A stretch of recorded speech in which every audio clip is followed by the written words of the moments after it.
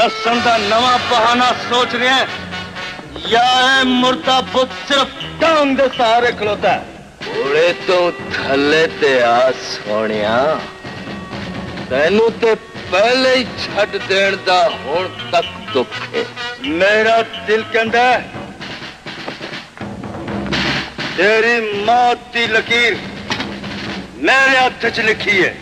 मैनू ते ऐसा हथ लभदिया चिट्टे आ गए ने यार, जरा हथ ते वहा। हेलो दस इस मुर्दे नू बोरी च बंद करके भेजना किथे वे? मैदान कल्ला नाल नहीं, काटे ला के जितने जांदे ने सोनिया।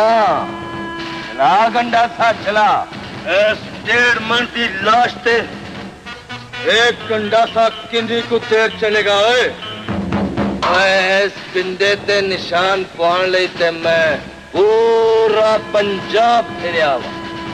जे पंजाब ने तेनू पागल समझ के कुछ नहीं आख्या तो फिर जाके किसी मजार से चादर चढ़ा। इस मुर्दे नू बगैर दफनाए तुर जावा। इस घोड़े से बह के नस जाओ।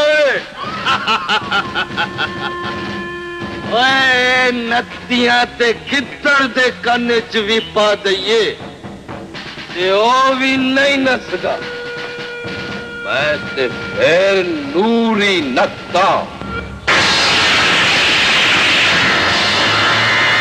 इस कंडासे दी तार ते लगा होया 7 नत्तां दियां लत्तां ते लहू सूंघ के समझ आए कि मैं कौन।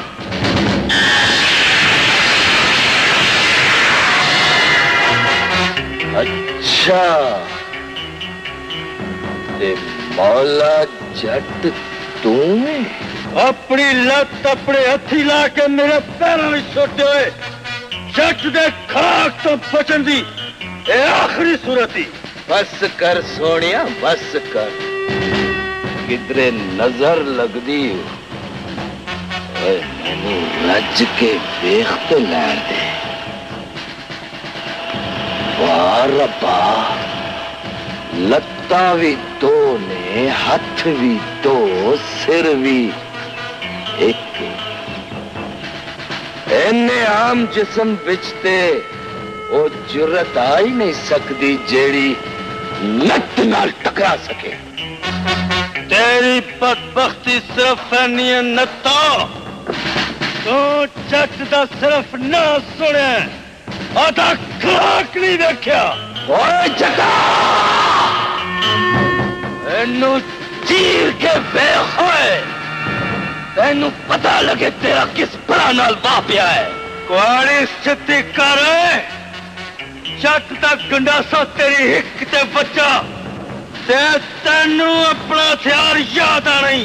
ओ जबान कट के मेरी तली ते रख दे होए, जिन्ने बड़ी पंचायत च मेरी भैन दा नां लिता सी। ओए सत नल तू अपनी भैन नू ढोली च पाना नत्ता ते तुझे हथ नल तू मैनू अपनी लत देनी है।